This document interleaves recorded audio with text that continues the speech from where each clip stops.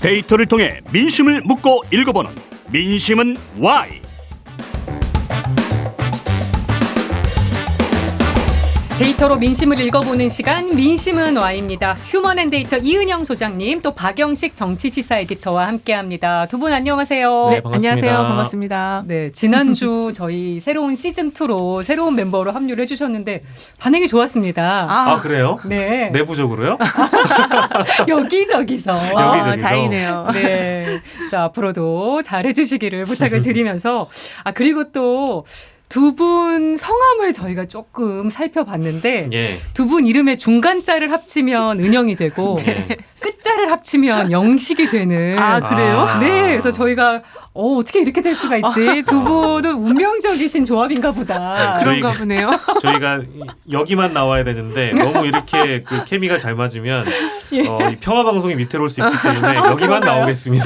네. 그래서 그러고 보니까 그거 아세요? 네. 저희 셋 다 영자가 들어갑니다. 그런가? 이렇게 한번 짜맞춰 보겠습니다. 이거는 조금 신선함이 떨어질 수도 알겠습니다. 네, 빨리 저희 본업으로 들어가 보겠습니다. 여야 모두 총선 기획단을 띄우면서 이제 총선 채비에 들어갔는데요. 네. 일단 정당 지지율에 반영된 민심부터 살펴보겠습니다, 소장님. 네, 지금 최근에 나온 자료들 보니까 전체적으로 이제 민주당이 좀 큰 폭은 아니고 중폭 정도 하락했고, 네. 국민의힘은 소폭 상승을 했어요.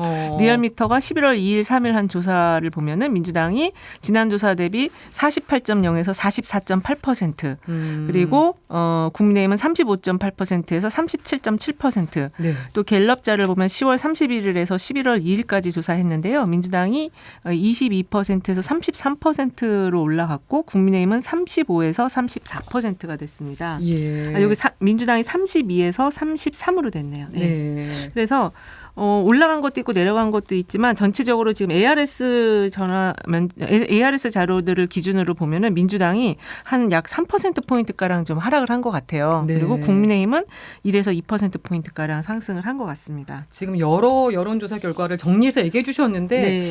민주당 지지율이 떨어진 요인은 뭐라고 보세요? 그러니까 이게 이제 그 영장 기각 이후에 민주당이 약간 좀 정체에 빠졌어요. 사실은 이제 이 시나리오를 A안 B안 두 개 놔서 영장 기각되는 경우와 그렇지 않은 경우 놓고서 이제 계속 이슈를 선점해 나가야 되는데 그게 조금 길어졌다 너무. 네. 그 사이에 이제 국민의힘은 혁신위가 뜨면서 굉장히 많은 이슈 선점과 그다음에 그 뉴스들을 쏟아내고 있다 보니까 예. 그래서 요새는 이게 좀 특징이 당이 좀 효능감을 주지 못하면 지지층이 바로 반응을 해요. 네.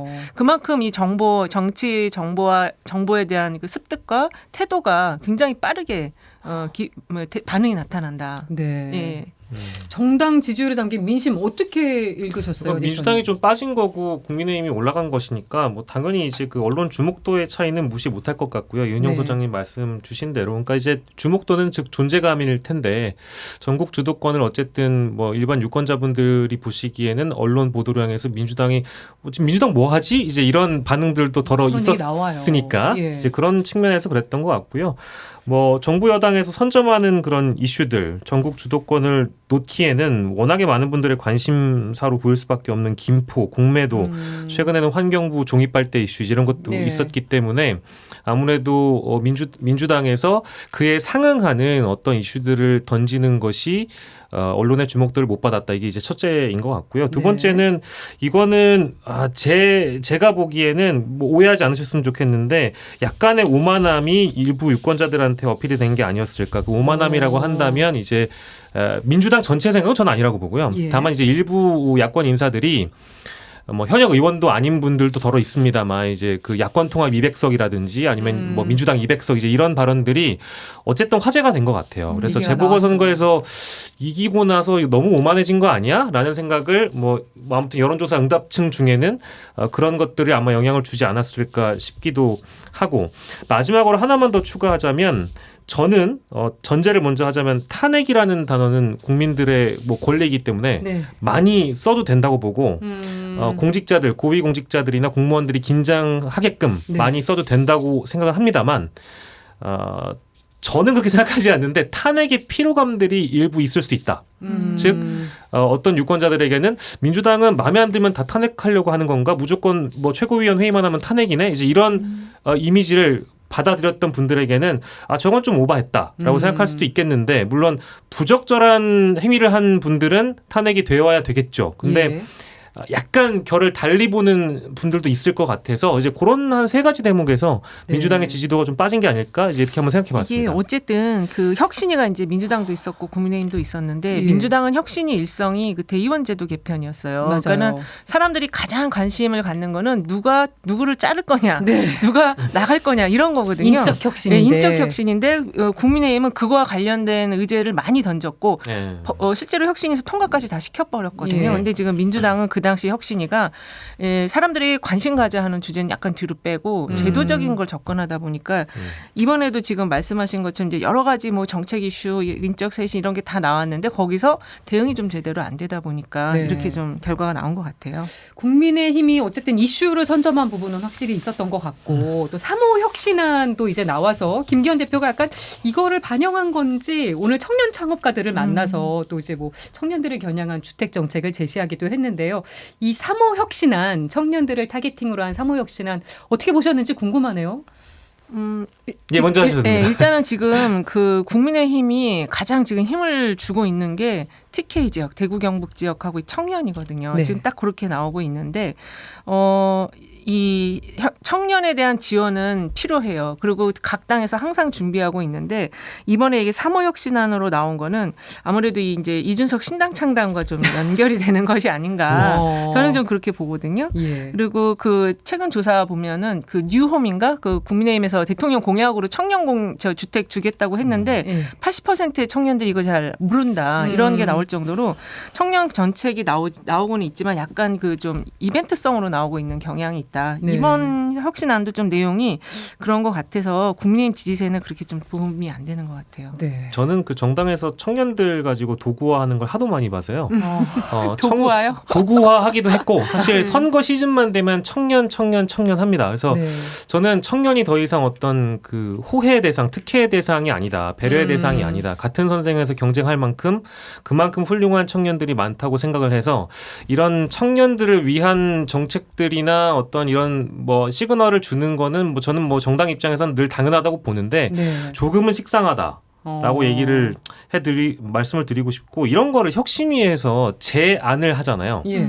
제안을 하면 뭐 중앙에서 즉 이제 지도부나 중앙위에서 의결이 돼야 되는데 그렇죠. 즉 혁신위에서 제안만 하고 소리 없는 아우성만 그냥 외치다가 또 끝날 거 아니겠는가 라는 생각이 좀 들어가지고 그 대목이 좀 아쉽고요. 뭐 보니까 뭐 2호 혁신안도 뭐 이 국회의원 정수 어쩌고 이런 거 많잖아요. 예. 근데 이거 지금 지도부에서 눈 하나 깜짝 안 하고 있지 않습니까? 특히 영남 중진 의원들 험지 출마는 그러니까요. 좀 빠져가지고 앞에서 뭐 우리 장윤선 기자님이 잘 설명을 해주신 대로 당사자들은 침묵하고 뭐 중진들은 반발하고 인요한 위원장만 아무튼 고군분투하고 있는 것 같은데 지금 또 어찌 보면 국민의힘 대표가 인요한이 아니지 않습니까? 네. 김기현 대표가 엄연히 대표로 있는데도 불구하고 예. 지도부가 아무튼 이런 혁신위의 움직임에 대해서 어떤 측면에서는 좀 미동을 해줘야 되는데 전혀 꿈쩍 안 하고 있어서 저는 이런 뭐 3호 혁신안까지 나오긴 했습니다만 지지세에 도움이 될 수는 있겠는데 일부 그냥 뭐랄까 인요한을 동정하는 사람들의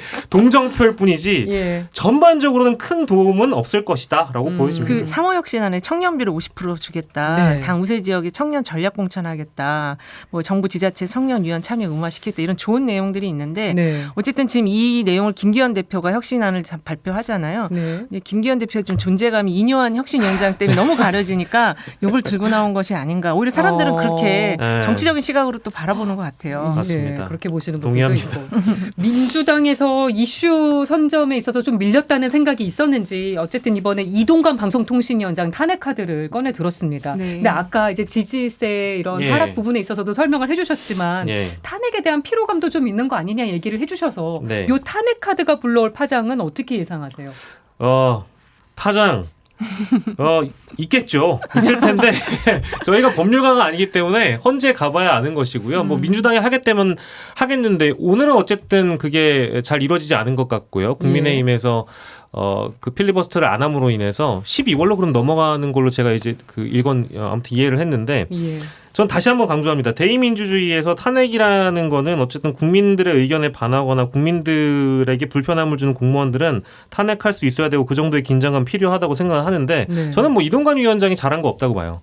사실은 뭐 이동관 위원장은 굉장히 파행적으로 언론 환경을 지금 만들고 있고 뭐 단적인 예로는 박문진 이사들 무더기로 해임했는데 결국엔 사법부에서 안 받아주지 않았습니까? 네. 제가 정확하게 성함은 잘 기억 안 나는데 두 분이었던 걸로 기억을 해요. 이제 네. 이 분들 다시 돌아와가지고 지금 복직하게 됐고 자리를 지키게 됐는데 제가 17년 동안 5개의 언론사를 다니면서 이런 방통위원장은 본 적이 없습니다.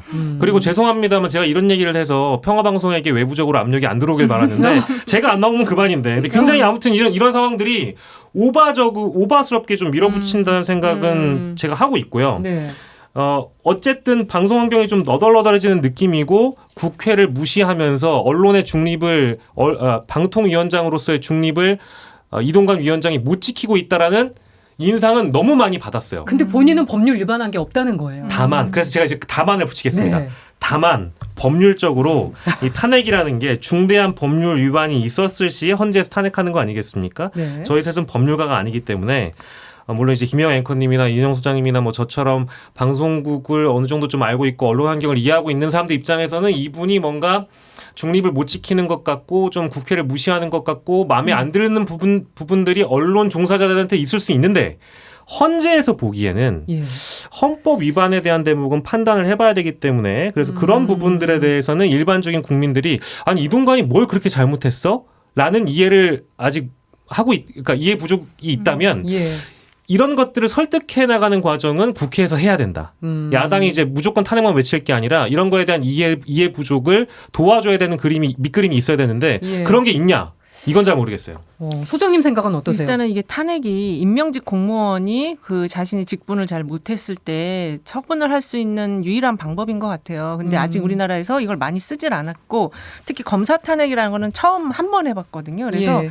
이거에 대한 이해를 좀 민주당이 탄핵 카드를 꺼내들 때도 좀 사전 정지 작업을 좀 할 필요가 있고 그리고 지금 사실 이 방송법과 관련해서 굉장히 미디어 환경이 바뀌고 있잖아요. 네. 민주주의와 관련해서는 굉장히 중요한데 또 민생적인 측면에서 볼 때는 너무 좀 이렇게 우리가 관심 갖기가 좀 복잡한 주제들이 그런 많아요. 부분도 있습니다. 네, 그래서 과연 이 이동관 방통위원장 탄핵 카드가 미치는 여파나 효과가 한동훈 장관 탄핵 카드보다 더 클까? 저는 크지 않을 것 같아요. 그리고 네. 이게 민생하고는 조금 사람들이 관심 갖기엔 좀 거리감이 있다. 그런 생각이 듭니다. 네.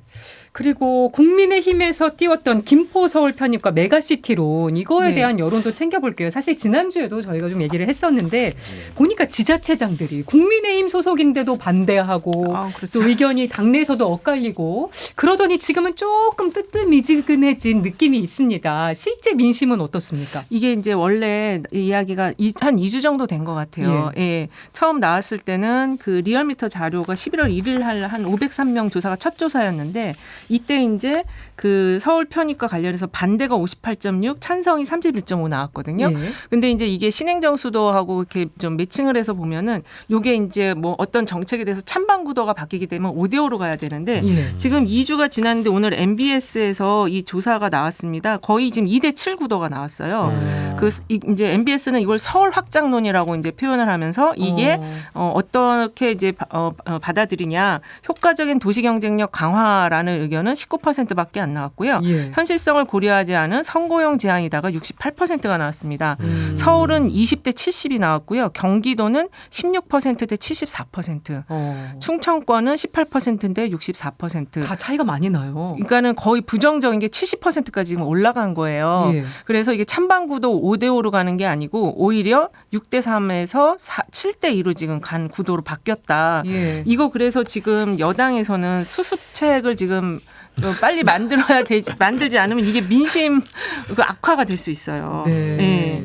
이 흐름 어떻게 보십니까, 에디터님? 저는 이거에 대한 평가는 어느 정도 끝났다고 보고요. 왜냐하면 뭐 이미 여론이나 민심에서 드러난 것 같고 이 메가시티론이라는 건 이제 그 되치기를 당하고 있다. 국민의힘에서 즉 이제 부울경 메가시티가 더 주목받는 그림으로 나아가는 것 같고요.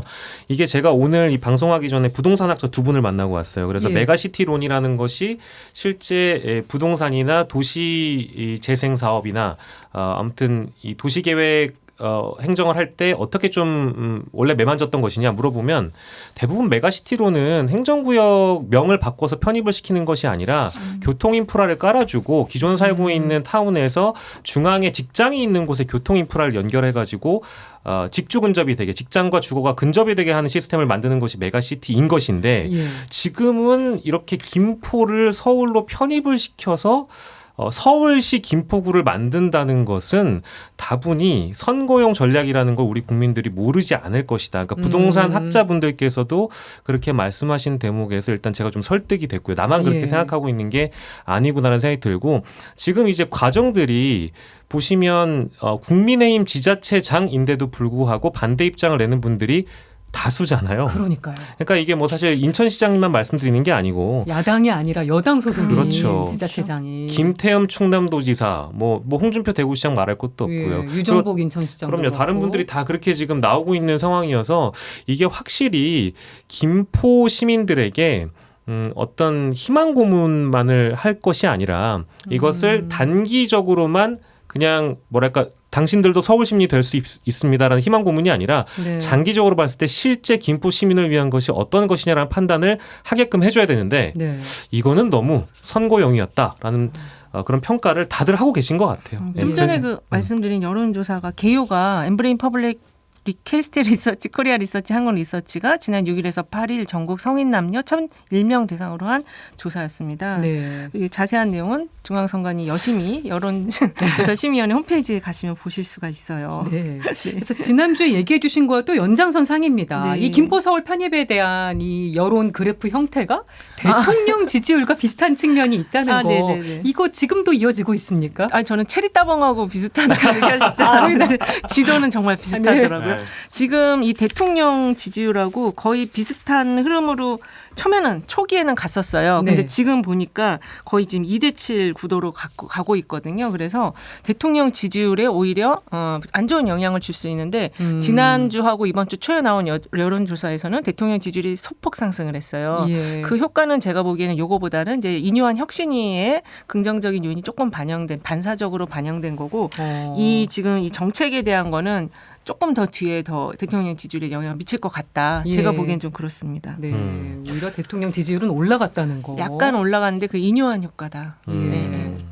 어떻게 생각하세요? 저도 뭐 지금 소장님 말씀에 동의하는데요. 대통령 지지율이 올라간 부분은 일단은 뭐 보수 결집이라는 측면이 분명히 하나 큰 게 있을 겁니다. 네. 그래서 뭐 박근혜 전 대통령도 만나시고 또 대구 또 방문을 하고 하셨기 때문에 그때마다 반짝 효과가 있는 건 분명한 것 같고요. 그리고 사실 인요한 혁신위원장이 지금 하고 있는 이런 활동들이 대부분 인요한 개인에 대한 평가도 있지만 어찌됐든 대통령과 국민의힘의 긍정적인 요인으로 남아있는 거는 긍정적인 효과를 주는 건 마찬가지이기 때문에 그래서 이제 그 대목에서 좀 지지율 상승이 있었다라고 볼 수 있겠습니다. 그 리얼미터 자료 아까 말씀드린 조사 결과에 따르면 대통령 긍정 평가는 지난주 대비 35.7에서 36.8, 네. 그다음에 갤럽 자료는 33에서 34%로 알겠습니다. 약 1%씩 올라갔어요. 네, 저희가 인요한 혁신에 대한 얘기로 이번엔 주제를 좀 바꿔갔으면 합니다. 좀 예. 화제성이 대단한 것 같아요. 그런데 과연 실효성도 있느냐 이 부분에 있어서 의사로서 수술할 곳에 메스를 잘 대고 있다고 보시는지 두 분의 평가 어떠십니까? 근데 저도 그 한 방송에서 제 앞타임에 인요한 위원장님이 나오셨어요. 그러셨어요? 정말 가서 보고 싶고 사진도 찍고 싶고 그러니까 얼굴 좀 장난스럽게 생기셨잖아요. 예. 약간 표정도 되게 네. 장난스러운 건 뭡니까, 소장님? 죄송합니다. 그 표정이 되게 정말 귀여우신 느낌을 다양한 줘요. 느낌의 표정이 있으시죠. 뭔가 이렇게 호기심 가득 찬 눈으로 보시는 그게 저도 관심이 있었는데 근데 이제 그런 면에서는 좀 관심을 끌지만 이건 오래가지 못하고요. 지금 그 상당히 이제 당내 비주류 인사들 이준석 전 대표나 또 홍준표 시장 등등을 만났는데 반응들이 너무 썰렁하고 차갑고 네. 그리고 이제 실제 그 인요한 혁신위가 추진하려고 하는 4개의 혁신위안 통과는 됐지만 이게 정말 당에서 받을 건지 네. 당대표가 받을 건지 이것도 좀 지금은 의문이에요. 네. 네. 저는 좀 뭐 상황이 좋지만은 않아요. 않은. 예. 그리고 뭐 중진하고 윤핵관 분들 지금 이제 험지 출마나 그다음에 수도권 출마 얘기하지만 그 반응이 권성동 의원이나 또 장제원 의원 같은 경우 격렬하게 지금 반대하고 있잖아요. 예. 예. 또 지도부 의결도 되지 않고 예, 있는 그래서 상황이고요. 이거는 당내 이제 갈등이 이제 시작됐다. 네. 메스 얘기를 해주셨는데요. 저는 그 뭐 의사분들 흔히 이제 비유하는 게 메스이다 보니까. 네. 근데 인요한 선생님이 제가 알기로는 가정의학과 네. 선생님이셔서. 진료과가 네, 그래서 외과적으로 뭘 도려내거나 뭐 이런 수술을 많이 안 하시지 않을까요? 라는 생각이 좀 들고 무시하는 건 절대 아닙니다. 네. 다만 국민의힘의 지금 상황은 실제 외과적 수술이 좀 필요하다. 그 정도로 메스를 진짜 실제 드러내서 도려내는 것이 중요한데 지금 환자분들이 등치가 너무 크고 힘이 너무 세서 양쪽에 팔다리 붙잡고 약을 먹이려고 해도 약을 먹을 수가 없는 환경 아니겠습니까? 그래서 그게 비유를 하는 건데 그래서 인요한 혁신위원장께서 아무래도 메스를 들기가 힘든 환경이다라고 생각이 들고요. 네. 아까 이제 화제성 얘기를 해주셨는데 저는 이분이 정확한 건 아닙니다. 또 정치하실 것 같아요. 이분이 혁신위원장이 12월 정도 이제 끝나면 예. 분명히 정부에서의 어떤 내각에 참여를 한다든지 또 다른 당직은 맞지 않을 것 같고요. 예. 그렇다고 해서 뭐 지금 총선 출마설, 뭐 서대문 얘기도 나오고 있는 예. 것 같은데 그거는 좀 너무 과한 해석이 있고 과한 전망인 것 같고 저는 뭐 보건복지부 장관이라든지 내각에 참여할 수 있는 그런 역할은 충분히 할 수 있다. 예. 근데 뭐 그 이상을 바라보는 분들도 계신데 그만큼 이분은 정치력이랄까요? 예. 내가 비록 좀 부담스러운 자리라고 하더라도 아까 이 소장님 말씀처럼 가서 뜨뜻미지근 하더라도 뭐 계란을 맞을지언정 얼굴 보고 인사하고 웃고 돌아서서 나오는 그런 모습이 사실은 우리 대통령께 좀 필요한데 인 위원장께서 하시는 모습을 보면서 저것이 비록 쇼잉이라고 하더라도 예. 지금 지금 시점에서 어쨌든 소통이라는 그 형식을 갖추고 있는 저런 장면은 필요하다. 그래서 네. 그 인요한 개인의 정치로 봤을 때는 이분은 이 혁신위원장이 끝나면 또 다른 길을 향해 나아가시진 않을까라는 생각이 들 정도로 아무튼 정치력은 좀 인정을 해드리고 싶습니다. 네. 다만 이것이 혁신을 해야 되는데 그냥 물리적 통합만 너무 신경을 쓰시다 보니까 이번에 뭐 제주까지 가신다는 거 아니겠어요? 네. 그러니까 인물 뭐 이념 지역 가리지 않고 광폭 정말, 행보를 네. 보이는 건 맞는데 거기 안에 담겨 있는 핵심과 본질 실제 알맹이는 이 사람이 성과를 낼 수 있겠는가? 네. 그건 좀 미지수예요. 그래서 쇼잉만 잘할 뿐이지 본질은 없을 수도 있겠다. 근데 그거는 본인이 입증을 해야 된다. 지금 궁지에 몰렸다는 분석도 나오고 있는데 그러니까 어떤 사람 두 사람이 사이가 안 좋으면 그 사람들한테 상처를 받은 부분을 서로 이제 소통을 하게 해줘서 화해를 시켜야 되는데 그냥 너희들 좀 잘 사귀어봐, 잘 지내봐 이런 식이에요 지금. 그러니까 사람의 마음이라는 게 그런 게 아니잖아요. 그렇죠. 예, 근데 지금 그렇게 하시면서 막 온 군대를 다 다니시면서 하니까. 언론의 조명은 받을 수 있겠지만 실제 이제 결론, 아웃풋 그거는 별로 나올 게 없을 것 같아요. 예. 네. 그리고 최근 행보 중에 저는 제일 높이 점수를 드리고 싶은 뭐 제가 점수를 드릴 만한 그런 사람은 아니겠습니다만 죄송합니다. 근데 어찌 됐든 이재명 당대표가 있는 자리에 가서도 정쟁 좀 그만합시다 막 이런 발언을 하셨잖아요. 네. 근데 저는 이제 그런 모습을 보면서 그래도 넉살 좋게 앞에 사람이 있지만 면전에 정쟁 그만하자라고 뭐 제안이라고 생각한다면 그럴 수 네. 있다고 봅니다. 근데 거기에서 하신 말씀 제가 다 메모를 해왔는데 이분이 하신 말씀이 김대중 전 대통령 유언이 사랑이다. 남의 허점 덮어주고 좋은 점을 부각하는 것이다. 라고 하면서 정쟁 좀 그만하자. 네. 생각은 달라도 사람은 미워하지 않는 길을 우리가 함께 가보자. 민생 중요하다. 이 얘기잖아요. 네. 이걸 누구한테 해야 되겠습니까? 용산에 계신 분에게 그렇죠. 똑같이 얘기의 방향이 네. 해 주셨으면 좋겠어요. 그러니까 네. 이재명 대표에다 했으니까 잘하셨고요. 네. 이제는 혁신위원장으로서 본질, 즉 혁신을 하려면 용산부터 혁신을 좀 하는 게 필요하니까 어쨌든 네. 우리가 국민의힘이라는 그 이 당이 대통령으로 하여금 사당화가 됐다는 전제를 한다면 예. 대통령께도 메스를 들이댈 만한 그런 자신감이 있어야 된다. 네. 그것까지 해주시면 저는 뭐 만점 드리겠습니다. 오히려 대통령은 자기 등 뒤에 숨기시고 본인이 이제 지금 그러시는 것 같아요. 네, 인요한 위원장이 네. 이 방송을 꼭 듣고 예. 해주셨으면 좋겠는데 그리고 또 오늘 해봐야 되는 얘기 이준석 전 대표 얘기입니다. 네. 신당 창당이 사실상 거의 공식화된 거 아닌가 싶을 정도예요. 근데 누구와 함께 하느냐에 따라서 또 파급력이 달라질 것 같은데 또 지금은 지역적으로 대구 출마도 피하지 않겠다고 해서 영남 지역이 유력하게 거론되고 있기도 합니다. 네. 영남권 모든 매체와도 지금 인터뷰를 잡았다는 얘기까지 들리는데 이준석 전 대표와 국민의힘의 수싸움 앞으로 어떻게 향방을 전망하십니까? 이게 지금 예측이 안 돼요. 지금 왜냐하면 이제 그 각자 롤플레이를 하고 있는 것 같아요. 네. 유승민 전 대표도 그렇고 이준석 전 대표도 그렇고 그 외에 또 다른 세력들이 있을 수 있거든요. 그래서 어쨌든 지금 저희들이 볼 때는 2008년도에 친박연대가 14석으로 이제 그 캐스팅 보트 비슷한 걸 쥐인 적이 있었어요. 그랬죠. 예. 그래서 그 당시에 이제 지역구가 6석이었고 비례가 8석이었는데 이러한 결과가 이번에 어떻게든 이제 움직이는지는 우리가 예측할 수 없지만 이 정도의 어떤 10석 내외의 의석수를 이준석 신당이 가져가지 않을까 이렇게 지금 지켜보고 있는 거죠. 그러면 좀 긍정적으로 보시는 것 같습니다. 이제 신당 창당으로서는 상당히 성공한 이렇게 의석을 우리가 예측한다라는 거는 상당히 성공적인 첫발을 띄었다라고 볼 수 있는 거예요. 예. 왜냐하면 이제 이준석 대표라는 캐릭터가 이전에 있던 그 정치권의 인물들하고는 전혀 다른 캐릭터고 또 MZ 세대에서 그 아직까지도 뭔가 그 지지를 받고 있고 네. 그리고 그 언론 미디어의 그 항상 중심에 서 있거든요. 예. 이슈를 계속 가져가니까 그래서 저는 이준석 대표가 이제 그런 역할을 맡고 그다음에 조직적인 새는 또 유승민 전 대표나 다른 사람들이 맡아서 네. 같이 이렇게 연대를 하는 그리고 지금 가장 무서운 게 그 저 박정희 전 대통령 시절에 그 같이 했던 그 뭐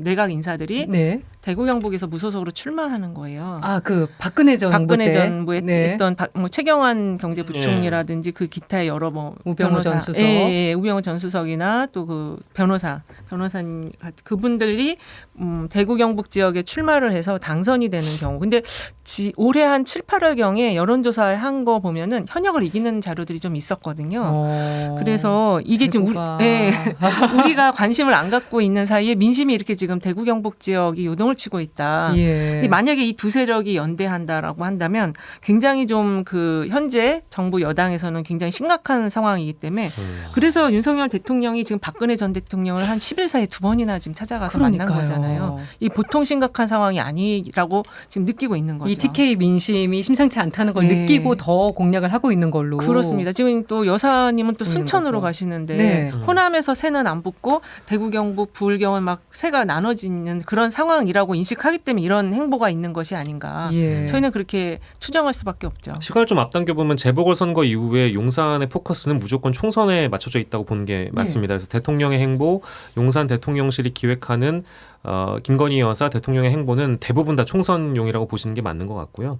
그런 측면에서 아까 박근혜 전 대통령 말씀을 해주셔서 하는 건데, 뭐 물론 만나 뵙는 게 이제 그런 그 TK 지역의 어떤 구도적 측면에서의 미리 좀 사전에 가서 얼굴을 비추는 것이 나중을 위한 행보다. 네. 나중에 이제 혹시나 이준석 전 대표가 대구에서 출마를 하게 되면 이제 그런 것들도 미연에 좀 방지할 수 있는 그런 효과를 노리기 위한 것이기도 하고. 네. 일단은 지지도나 이게 전통적으로 다 그랬습니다만 이번 정권 들어서는 대구나 본인이 대통령 본인께서 환영을 받는 지역에 가시면 항상 지지도는 올랐습니다. 그 이제 보수 결집을 통해서 이룰 수 있는 효과이기 때문에 저는 그 두 가지 측면에서 일단 박 전 대통령을 만났다고 생각을 하고요. 예. 제가 지난주에 확실한 건 아니라면서 미리 말씀을 드리지 않았습니까? 이준석 전 대표에게 그 구애를 하고 있는 손짓을 하고 있는 어떤 중도통합정당의 기획설이 있다. 네. 김종인 기획, 금태섭, 양양자, 뭐 기타 이제 정의당 출신 의원까지 포함한 네. 큰 빅텐트가 하나 제3지대에서 마련이 되고 있고 거기에 이준석 전 대표만 공동대표 형태로 명목상으로는 어쨌든 공동대표가 여러 명 있을 테지만 예. 이준석 전 대표가 사실상의 대표로 오기만 하면 어쨌든 신당 하나가 이제 탄생이 하는 거다. 네. 이제 그런 이제 기획이 되고 있다고. 정확한 건 아니지만 네. 말씀드린 적이 있는데 이미 지금 오늘 이준석 전 대표 얘기를 했잖아요. 노회찬의 정신만 살아있다면 정의당 출신도 올 수 있다. 그런 얘기를 이미 했기 때문에 어느 정도 지금 가시화된 거 아닌가. 계산과 결단이란 측면이 있다면 저는 이제 계산 다 했고요. 결단만 남아있는 상황이라고 봅니다. 그리고 이제 이 대목에서 결단을 안 하면 네. 제가 정말 이준석 전 대표한테 죄송한 말씀인데요. 이렇게까지 오랜 기간 화제를 몰고 다니고 대부분 신당에 포커스를 맞춰서 언론사가 몇 주 내내 이렇게 얘기를 하다가 갑자기 당에 남아있잖아요. 안철수 됩니다. 죄송합니다. 두 분께 너무 죄송한데 예. 이준석 전 대표께서 별로 그렇게 좋아하시지 않는 안철수 의원의 행보 마냥 여겨질 수 있기 때문에 그렇게 된다는 거는 이준석의 긍정적인 히스토리를 다 깎아먹는 거라고 저는 보거든요. 반대로 신당을 창당한다면 아까 소장님은 10석까지도 전망을 하셨는데 예. 어떻게 생각하세요? 어떻게 보세요? 열석 더 할 가능성도 있지 않을까요? 그러니까 이제 그 파급력이 더 클 수도 있다. 열석은 제가 생각하기에는 비례만 봤을 때 이거 참 어렵죠, 숫자는. 근데 네. 열석 얻으려면 한 300만 표 받아야 돼요. 보통 일이 아닙니다, 그게. 네, 그러니까요. 저는 그 정도 열석보다는 더 얻을 가능성이 있는 것 같아요. 왜냐하면 이게 비례뿐만이 아니라 지금 이준석 전 대표가 내가 신당을 창당하게 된다면 물론 예. 다 전제고 가능성의 그렇습니다. 영역입니다. 전제인데 내가 한다면 나는 지역구 정당하지 비례만 하지 않는다라고 이미 공언을 했단 예. 말이에요. 근데 이 전 대표 성격을 보자면 자기가 공언을 했는데 그걸 주워 담을 양반은 아니잖아요. 네. 그럼 어쨌든 전국 정당을 해야 됩니다. 예. 그러면 전국 의석까지 포함을 해본다면 제가 생각하기에는 비례 전국 포함해서 열석은 넘을 것 같다는 계산법이 좀 들어가는 것 같아서 다들 신당의 영향력을 생각보다 크게 보고 계신 것 같습니다. 20석까지는 모르겠어요. 근데 다만 열석은 넘을 플러스 수 있을 알파가 거다. 될 수 있을 수 있다. 그러니까 이거를 왜 그렇게 자꾸 크게 보냐면 그 대구 경북 지역의 여론이 최근에 별로 안 좋았어요. 예. 대통령 지지율이 일단 50% 아래로 긍정 여론이 떨어진 상태에서 부정 평가가 더 높은 적도 있었거든요. 그래서 네. 지금 상당히 특히 여론이 안 좋고 전체적으로 지금 경제가 어렵기 때문에 이거를 누군가에게는 책임을 묻고 심판을 해야 되거든요. 예. 결국에는 이게 영남권에서 정부를 지금 심판하겠다라는 심판론이 형성되어 가고 있다 보니까 그 틈을 이제 이준석 신당이 파고 들어가는 건데 아까 말씀하신 그런 그 여러 개의 정당이 합쳐진 애의 그 전문 공동대표. 공동대표 형태로 들어간다면은 그거는 좀 저는 세를 확장하기엔 조금 어렵지 않을까. 왜냐하면 그게 마이너스가 될 수도 있다. 예, 왜냐하면 바른정당 케이스랑 비슷한 것 맞습니다. 같아서. 네.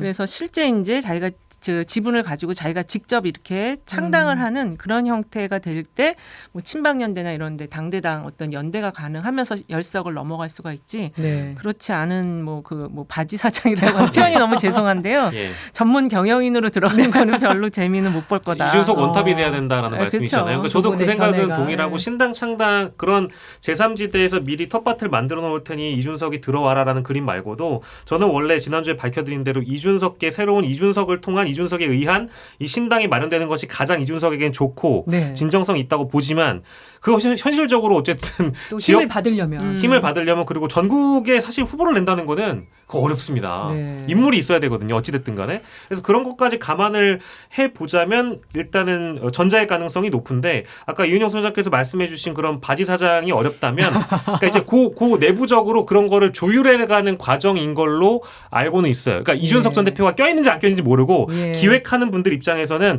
이거를 이준석 전 대표가 일단 원탑이 돼야 이게 그 진정성이 있을 텐데 근데 그러기에는 체급이 비슷해 보이는 사람들이 아직은 너무 좀. 많아서 이준석 전 대표만큼 정치 경륜이 많은 분들이 거기 많이 있는데 네. 이게 가능할까 이제 그거를 조율하는 걸로는 들었습니다. 빅텐트론도 아직은 거론되고 있는 그렇죠, 상황. 그렇죠. 이준석 대표도 고민을 하면서 움직일 거예요. 지금. 네. 네. 두 분께 마지막 질문 드리겠습니다. 그렇다면 이준석 전 대표의 행보 여야 어디에 더 위협적인가?